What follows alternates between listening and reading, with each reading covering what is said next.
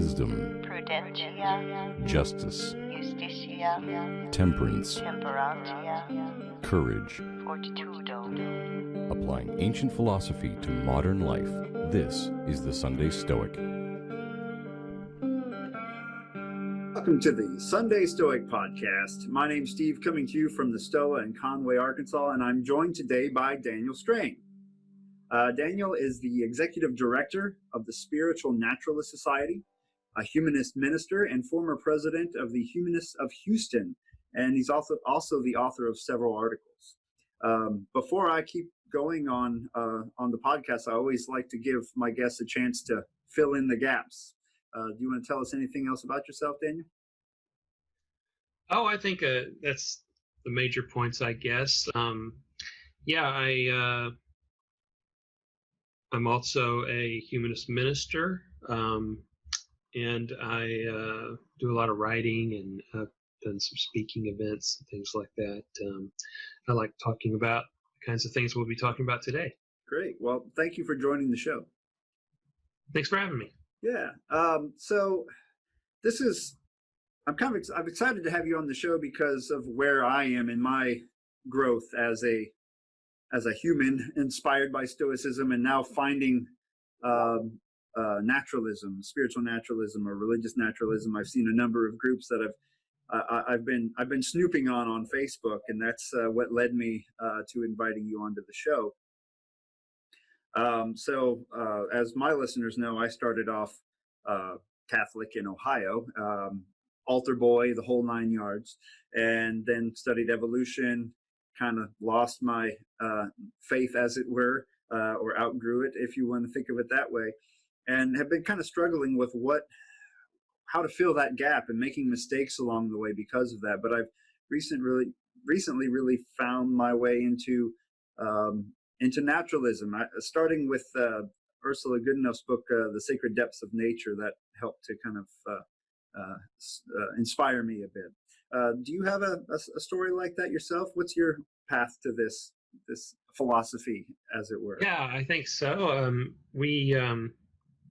I don't think there's a whole lot of people that were born into a already existing spiritual naturalist or even religious naturalist community. I mean, there are some, but we're still pretty few and far between even today. So I grew up in I guess you would say, a conservative Christian home, progressively more religious as time went on, and around late high school and throughout my college years came to question those beliefs, and toward the end of actually just after graduating from college, coming to the conclusion after about 5 or 10 years of questioning that I didn't believe those things. And so my very next question was, well, okay, what do I believe then? What am I going to base my life on? And I was an atheist for about a minute and a half, until I thought I invented humanism. And I was pretty happy with those ideas. And I was walking through a library one day and saw the Humanist Manifesto. And I was like, oh, shoot, I guess I didn't invent anything at all. But the good news was that there were other people, thinking along the same lines, and that I could join a community. And I got involved with the humanist groups. And so I became very active in humanist organizations, and it was a very secular humanist kind of mindset. Mm-hmm. I've always been really interested in science and philosophy, and kind of a head thinker, reason, evidence, that kind of thing. But there was a lot I was missing in that, looking back on myself now. And what I eventually came to realize is that humanism has a lot of great principles, and I still consider myself a humanist. because I agree with those principles, but they were intentionally designed to be a wide umbrella. They were intentionally designed to be very foundational, but by that nature, very broad kinds of principles. So there's a lot that's missing from that has to do with how you deal with the challenges of life and how you cope with loss and how you all of these things. And of course, there's a lot of writing by humanists on these topics. Sure. In all these great magazines and forums and books, and Paul Kurtz has a lot of wonderful things that he's written. I read a lot of his work. The Courage to Become is a really good book. Forbidden Fruit, that's another Paul Kurtz book. So I was very much into that, and I agreed with all of those ideas. But the Humanist Manifesto is the closest thing you could say that is official humanism, as opposed to just the opinions of humanists. So I started going back to my early love of philosophy. And, I started with Western philosophy because I'm a Westerner, and that's what I was mostly taught in school. And I was interested in ancient philosophy because I felt like they're the ones who are addressing issues of, living a good life. Exactly. I feel like the later philosophers got a lot into sociology and economics and things like that. But, I was specifically looking for life philosophies. And so, Socrates, of course, you're going to end up there. And from there, the Socratic schools, Stoicism. And out of the Socratic schools, so Stoicism is the most complete kind of system, you could say. So I started getting into that.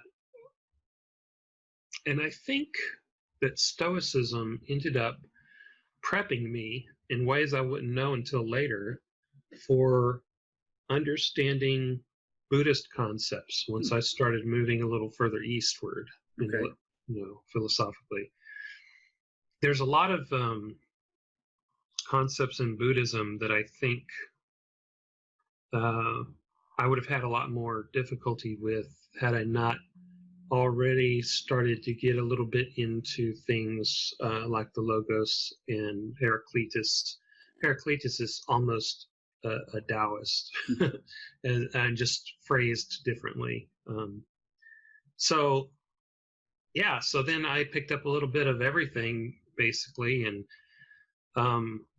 as I was doing that, it started becoming apparent that these are practices that anyone could use. They're not necessarily, unlike my Christian upbringing, they weren't necessarily faith-based beliefs. They were practices you could employ and then see how they worked for you.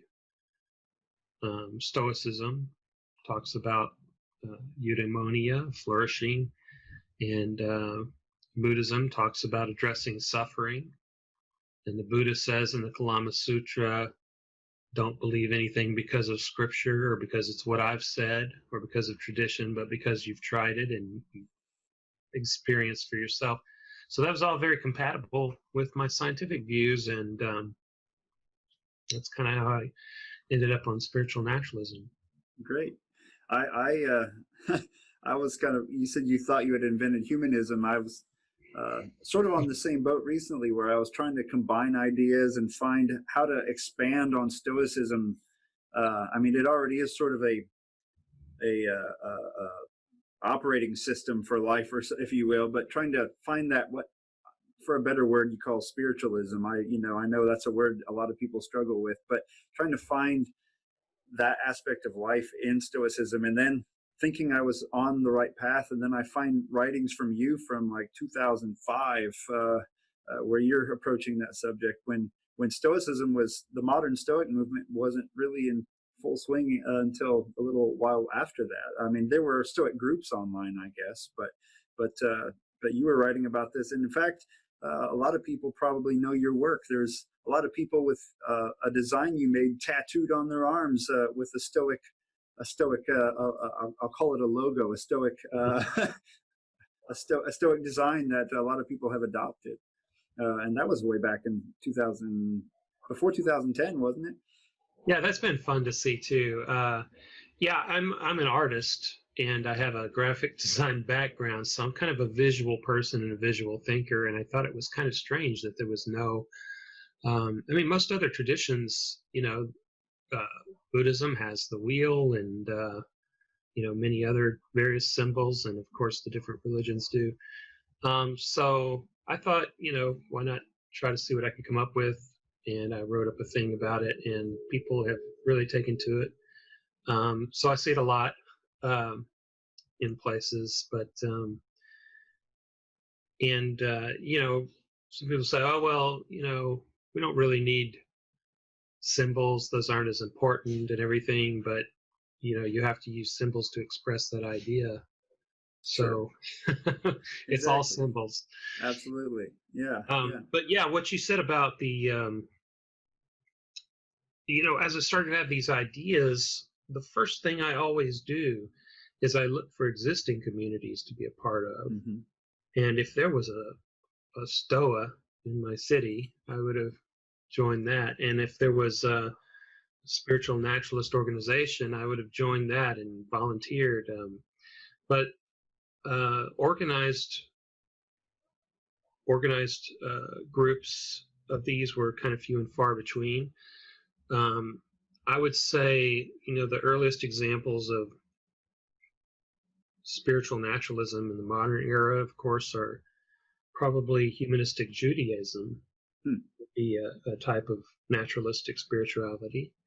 And then secular Buddhism, Stephen Batchelor wrote his book in the 90s on Buddhism without beliefs. And so that movement had gotten going. And so specific groups here and there, but not really like a distilled kind of like, or broader umbrella, I should say, kind of approach to all forms of spiritual naturalism.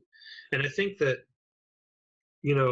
a lot of people do like to specialize because they identify with that, or they feel comfortable with that, or they find it very effective for them, or they just like it, or they want to gain mastery, and so they want to focus on a specific tradition. But without, the threat of hellfire or damnation for, going outside the faith or anything like that, I think most naturalists will tend to be open to picking good ideas wherever they find them. Sure.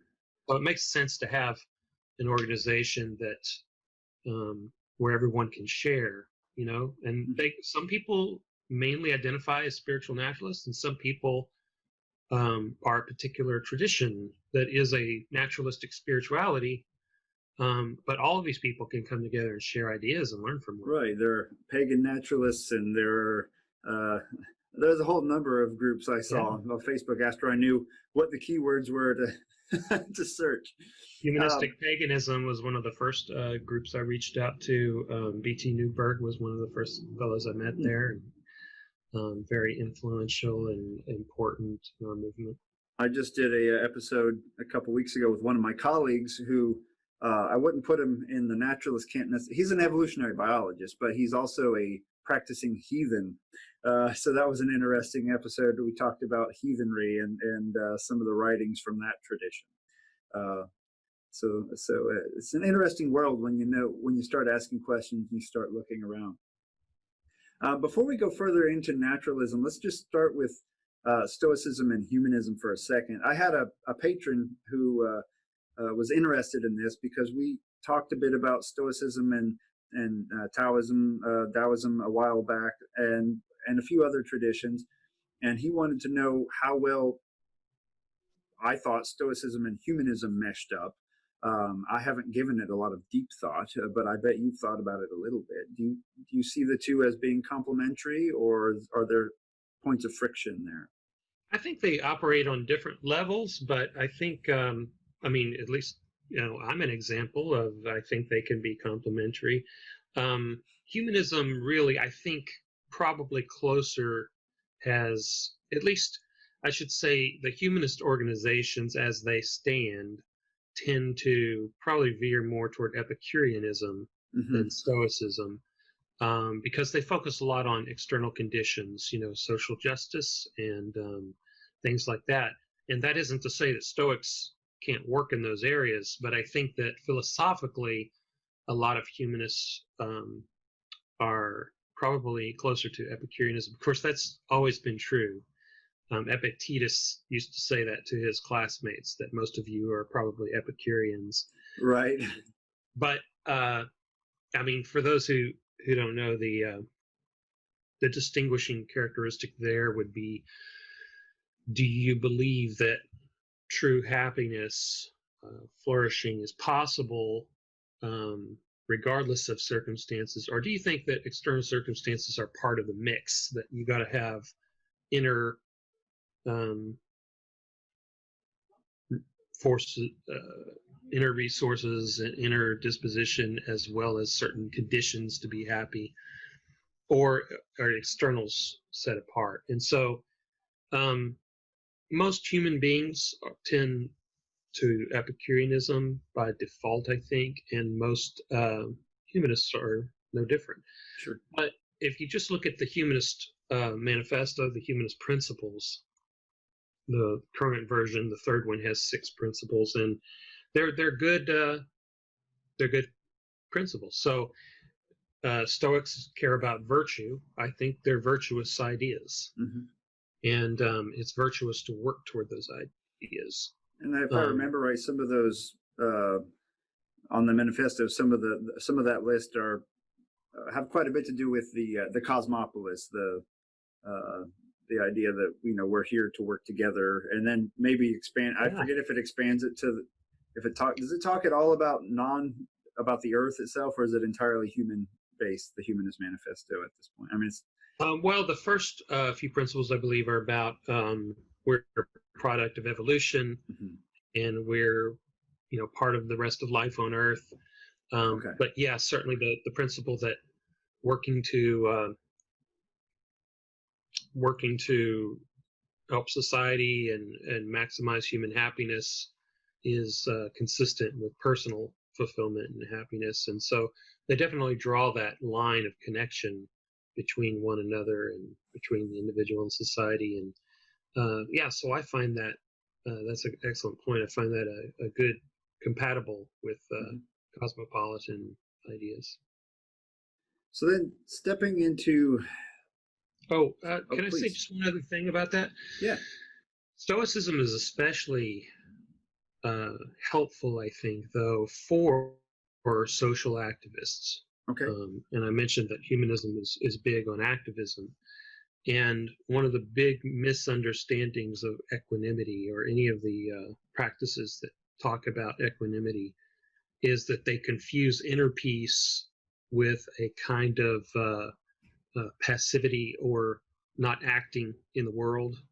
Like, well, I'm just going to accept everything. Well, acceptance is an inner thing, but there's a duty aspect to Stoicism, which means that you don't get that inner peace unless you are also doing your bit in the world virtuously. So, there's a tension there that's between. important.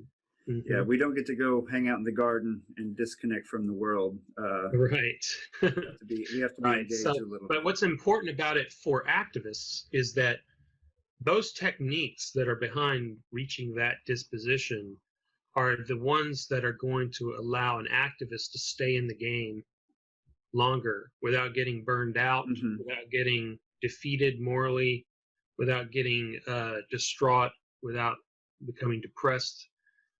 There's a lot of challenge in that kind of work, and it can become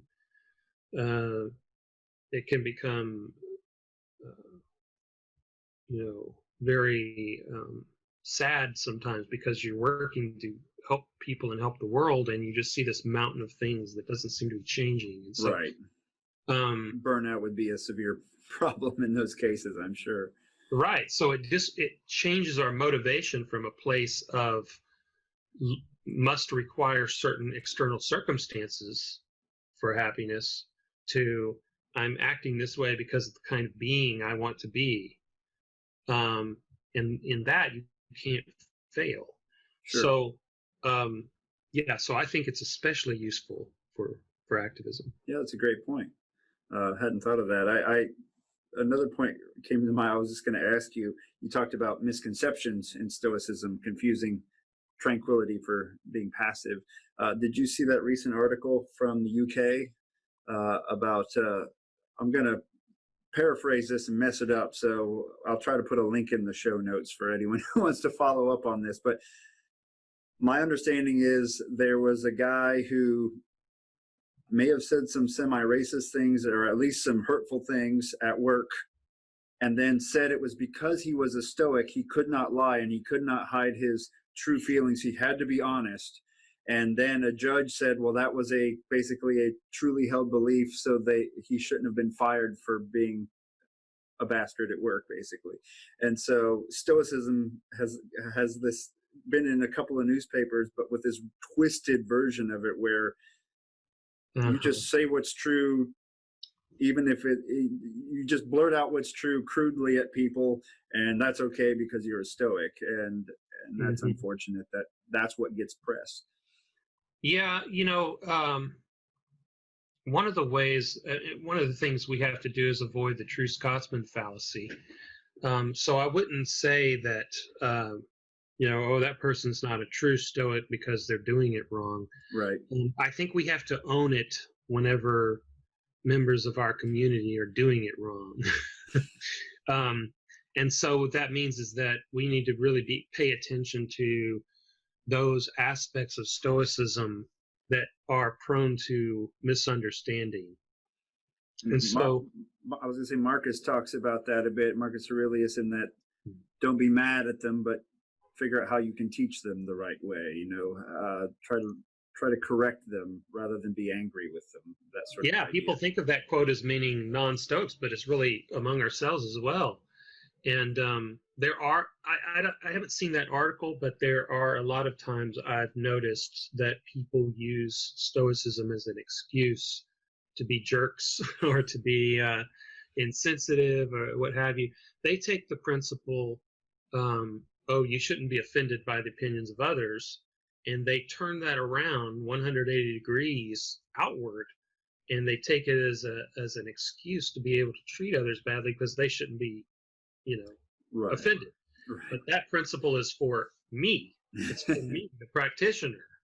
It's not for me to use as a hammer on other people. Exactly. Yeah. So, that's an abuse of Stoicism. It's not true Stoicism, but communities have always had people that portray bad examples of what they no matter what you do. We got to work on that. We got to continue to try to make sure that Stoics understand that cosmological brotherhood and principles of being one mean that we sympatheia, that we care about others, and not everyone else is a sage. Right. So because of that, we're increasing their suffering by treating them as such, and we certainly aren't sages either. I know I'm not. I can guarantee you that. Yes, exactly. Yeah. So you were a humanist, you still are. I'm not saying you stopped that, but you expanded upon that. And Stoicism was one of the routes that led you, I guess, to spiritual naturalism. Let's define that for everyone, because we haven't done that yet. What is this notion of spiritual naturalism? It's a pretty broad thing. It's basically any kind of spirituality or something someone might easily recognize as spirituality in form and function that is not based on faith-based ideas or supernatural ideas or even paranormal. Like, some people take a supernatural thing and they say, well, I think that's natural, so therefore I'm, in the naturalist. No, not even that. Like only using stuff that's in your high school science book, basically speaking. That's what a naturalist is. I mean, it's very basic. It's what you think a naturalist is, as opposed to a supernaturalist. And saying, okay, well, any practices that have to do with being happy and fulfilled in a deep way, not in a shallow way, and in being a wiser person, more well balanced person. And so, of course, things like meditation is a very common thing. Meditation doesn't have to be part of someone's practice, but it's a very common one that easily, when you look at it, you say, yeah, that's spirituality. And so the spiritual part in spiritual naturalism is not referring to ghosts or spirits in that sense. It's referring to a more original kind of idea. And there are traces of this original usage in our language still today. When we talk about the spirit of the law, we're not talking about some ghost of the law, like the spirit of Christmas past. We're talking about something like school spirit, which means basically the essential nature of. What is the essential nature of that thing, the spirit of that thing, the spirit of the times, that sort of thing. And so spirituality is focusing on the essential things in life, those essential things to human happiness and well-being. And the reason people think of spirituality as being about supernatural things is because most people in the world are supernaturalists, and their spirituality, to them, the essential things, if you believed in another realm that you're going to go live after this life is over, or other supernatural beings and gods, then to you, those are the essential things in life. And so those are the same thing to them. But to a naturalist, the essential things in life are different, and they have to deal with our spirit, our inner nature. So that's really all there is to spiritual naturalism as a principle, as a general concept. And so that includes a lot of things. In almost every tradition, there's kind of a spectrum of how supernatural versus naturalistic they are. I mean, even within the Bible, you've got certain books of the Bible that veer more toward worldly wisdom than other books that are veered more toward, I'm an Ecclesiastes fan. Yeah. And so, there's always been these wisdom streams running throughout all the different traditions. And today we have more and more, and I'm even seeing it in the kind of the more liberal Christian denominations, kind of a rising up of a naturalistic take on these traditions. I mentioned Humanistic Judaism earlier, and secular Buddhism, humanistic paganism or naturalistic paganism. Those are all things that are kind of rising up, and sometimes they're growing as separate communities, and sometimes they're growing within those communities. There's some interesting articles going around about atheist priests who stay priests nonetheless, and not in a deceptive way either. But wow. So there's all kinds of interesting things like that happening. But within people, there's also a lot of naturalists who are, starting to understand that there are benefits to things like meditation. There are reasons for doing rituals that have to do with creating experiences that are formative and that help deeply embed that wisdom in a more intuitive stage, where we're engaging all aspects of the mind, kind of multimedia approach. We're engaging the emotions, not just the intellect, so that we can really fully grok these concepts of things like interdependence and impermanence, and really get the implications on those things of how we evaluate our life and things that happen to us in the world, and what effect that has on our happiness. Yeah, I would say that there would probably be some Stoics that would argue that oh, you're going down a romantic path, or you're turning off reason and you're embracing, ritual for the fantasy of it, which is unstoic. But I think I like what you said there about trying to engage the whole human there, and making our connection to the cosmos more real, making our understanding of our own emotions more more real, more. It's so easy to to have things affect you, but you don't stop and analyze how it's affecting you. And so I think part of Stoicism is reflection, and this. Some of the attempts I've made at meditation, I'm very new at this. I'm better at building meditation benches in my shop than I am at using them. Sometimes the work of building things can be a meditative experience. It can. I build guitars out of cigar boxes, and I will just get focused on a project, and hours will go by, and then you're like, what happened? But it's hard. With a 4-year-old running around my house, I don't get into that deep trance-like state as much right now, but I do know it is real.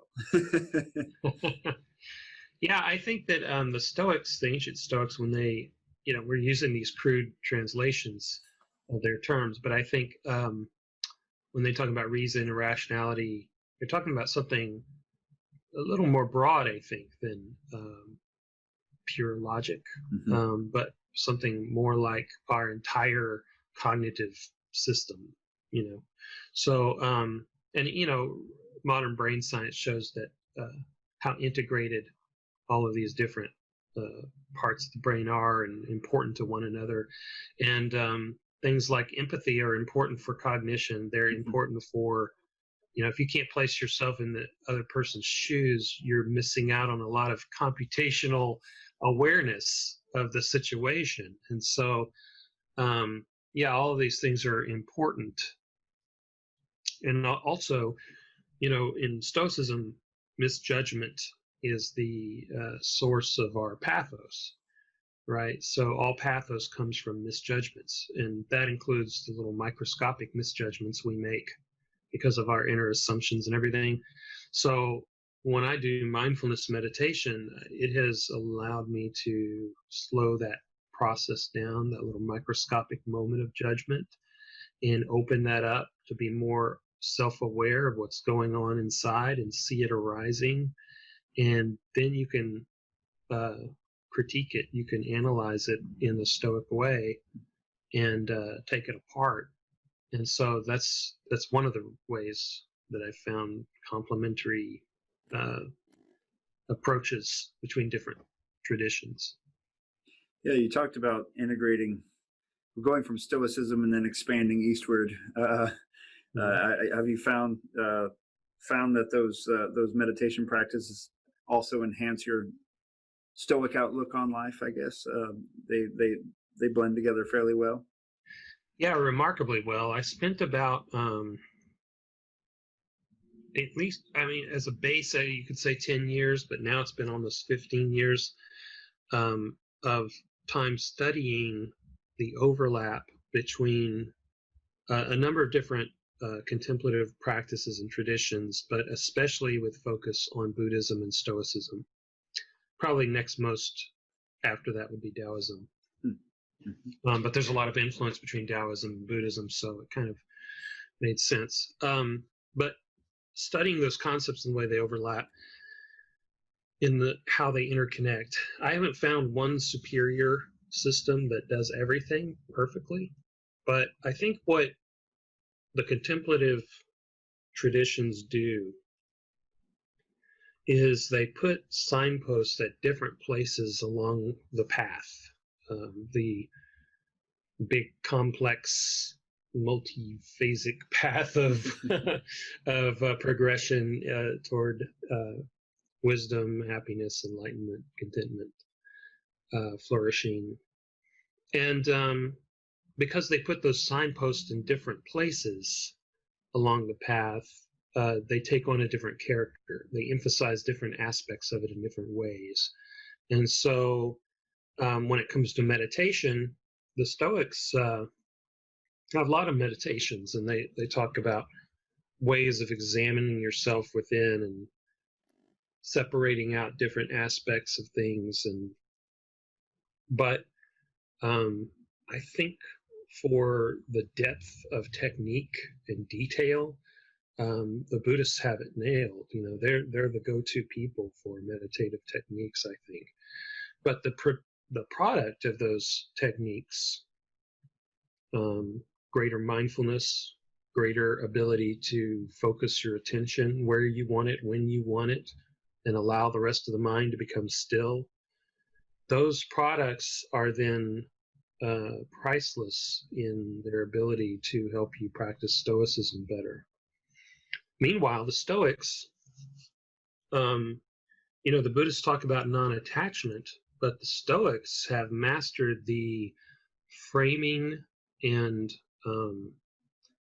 intellectual approaches, the perspectives that really, open the door to that and make that something a person can begin to really achieve in a powerful, powerful way. Mm-hmm. Their focus on control and just their way of classifying different kinds of impulses and reactions we have. It paints the way you look at things. And so that's their big, powerful thing. But, going back on the other hand, again, the Stoics talk about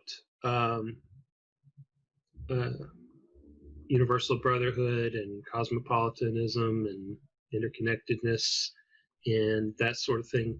But the Buddhists really focus on compassion. Okay. So one of the real toughies, I have a bunch of notes that look like mad ravings now, but diagrams and all kinds of things. But the really interesting toughie is, how do you compare Buddhist notions of compassion with Stoicism?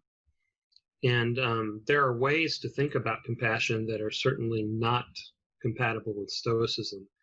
But when you really get into what Buddhists mean by compassion, there's a really interesting overlap there. And some people say, I've actually heard Stoics say compassion is not a thing in Stoicism, but I have an article that I've written that talks about Stoic compassion and what it means and what it doesn't mean and how it's practiced and how it fits in with the philosophy. And that approach is very much compatible with Stoicism and Buddhism. Okay, I'll have to check that out. Maybe I can link it in the show description there. Is it available on the Spiritual Naturalist site? I think so, and I can send you the link. Okay, great. So let's say now I'm already thinking, I know of, I found it after the pandemic, so I have not visited, but there is a Buddhist society in Little Rock here down the road from me that accepts all flavors of Buddhism. So there's secular Buddhists there and others, and they have classes on meditation, and right now it's all on Facebook Live, but I may have to investigate that when conditions return closer to a normal level here. Sounds like people have really reported a wide variety of experiences when it comes to the Buddhists, and I've been surprised to hear some of their experiences, because we happen to have a temple here in Houston that my wife and I go to, and it's very compatible with my views as a spiritual naturalist. They focus on very practical kinds of things, and they're very open to the different schools of Buddhism, but also to rational approaches to it, I would say. There's not, there are rituals, but it's not always talking about beings being born out of a lotus and things like that. Right. It's not. And then some people that I've heard, they go and they have a completely different experience. So it really depends on the community. You got to find the community that works for you. Yeah, I'll have to see what it's like here in this area. So let's say someone's listening to the show then right now, and they're a Stoic, and they're trying to find a way to add a little more meaning to their life, if you will, or some practices to enhance their pursuit of eudaimonia. How can they begin on a path? What's the best way to start looking into spiritual naturalism, do you think? Well, many Stoics already are spiritual naturalists. I mean, if their interpretation of Stoic physics kind of lines up with modern physics, and I feel like it does. I feel like there's what I call modern correlates to ancient understanding. They're like we have an active and a passive principle, matter and energy. They even talked about how the active and passive principles were really the same thing underneath, which is what matter and energy is really the same thing underneath. So we have what I think of as the essence, the essential aspects of Stoic ancient physics. I think it's still applicable. It's one of the reasons why Stoicism is still applicable. But so many Stoics already count as spiritual naturalists. But if they want to look at other traditions that they might find compatible to Stoicism to kind of maybe enhance or add to or give a different perspective on some of these ideas, you could start with secular Buddhism. That'd probably be easier. Even if you're not a secular person, specifically secular Buddhism,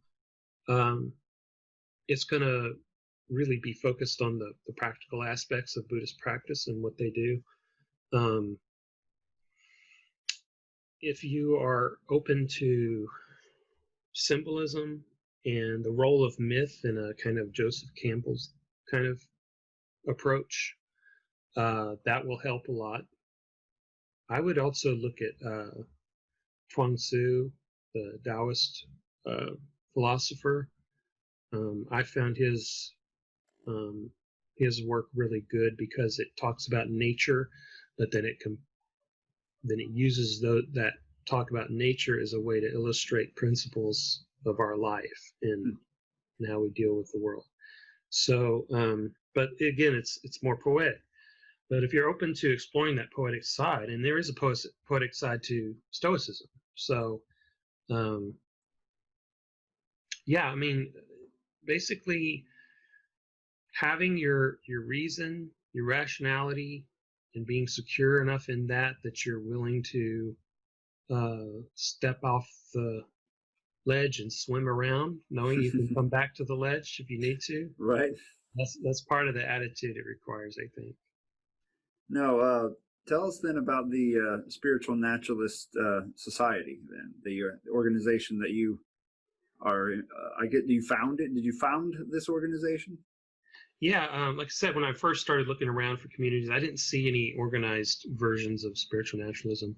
I did find the term, in Wikipedia, and I learned about it, and it's been around since the 1800s.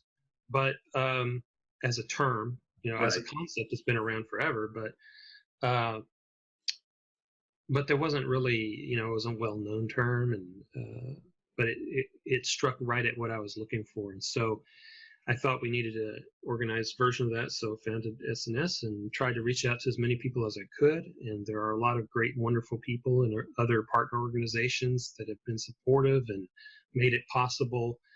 And we've grown since then. We have about 28,000 something followers on Facebook. Wow. And several hundred in our Facebook group, which is, I guess, a sister site to that. And so our membership, and if you want to become an official member of the organization, you can go to snsociety.org and sign up as a member, and you can be a regular member or you can be a supporting member. And you'll get the newsletter and what have you. We put out and have been for the last, since 2012, 8 years, we've been putting out 4 articles a month. Which, I feel really proud of because we've got a team of writers. I put out a lot of articles, but so have our writers, and they are really excellent writers. They really understand spiritual naturalism, and they come from a variety of backgrounds. Mm-hmm. And so it's built up this great reservoir of topics and wisdom, I think, that people can still draw on today. And then if they sign up, they can continue to get notices of the new ones coming out. That's part of our educational aspect of our mission. SNS, the mission of SNS is to help raise awareness of naturalistic forms of spirituality, and also to provide a community for spiritual naturalists. So yeah, invite everyone who's interested in that sort of thing to come and take part. I think my recommendation is that if you're listening to this podcast and you like podcasts, you have several episodes of a spiritual naturalist podcast that you did a few years back, right? Yeah, we had a Naturalism podcast. today? That's right, and all of those episodes are still available. They've got some great stuff in them. That was a lot of fun, and we might start up a new podcast sometime in the future. Great. But that one completed, and I feel like we covered a lot of great topics. We had a lot of good guests, and yeah, you can just look at what the topics are on there and explore our educational materials on our website, and I'm sure that'll keep you busy for a long time. Well, Daniel, I really appreciate you joining the show today. Is there anything else you want to add before we part ways? I guess about the spiritual naturalism, what is spiritual naturalism? There's also this concept of the sacred. Mm-hmm. And, in its strictest sense, sacred just means set apart. So, again, if you're a supernaturalist, you're setting apart into a supernatural realm from a natural realm. If you're a naturalist, you're setting apart those things that are essential, those things that refer to the most profound, important aspects of life. The birth of a child is a sacred moment. There are sacred moments, there are sacred spaces, there are sacred approaches and perspectives. And that idea, that sense of the sacred, is something that it connects us to what we're trying to connect to on a deeper level. And really, that kind of connection is that's what really all the Stoic practices are about. They're about going beyond just intellectual awareness of something. Assent is not enough. It's like, who was the philosopher that used his hand in 3 different gestures? Zeno, right, of course, founder. He would have an open hand to represent the impression and the closed hand to represent knowledge, and then the closed hand with the hand over the fist to represent true knowledge. And so that's what you get, that deeper and deeper